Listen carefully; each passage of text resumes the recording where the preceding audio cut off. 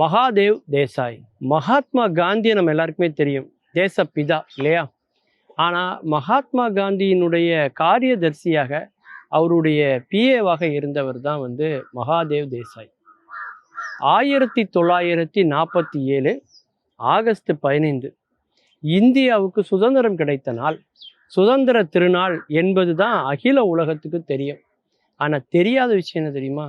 மகாத்மா காந்தியினுடைய உதவியாளர் மகாதேவ் தேசாய் அவர்கள் இறந்த நாளும் அந்த 1947 ஆகஸ்ட் 15 தான். ஒரு கட்டத்தில் அவருக்கும் நேருக்குமான ஒரு கருத்து வேறுபாடு ஏற்படுது.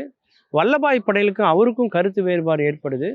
அப்பேற்பட்ட காலகட்டத்தில் அவர் மிகவும் வருந்துகிறார்.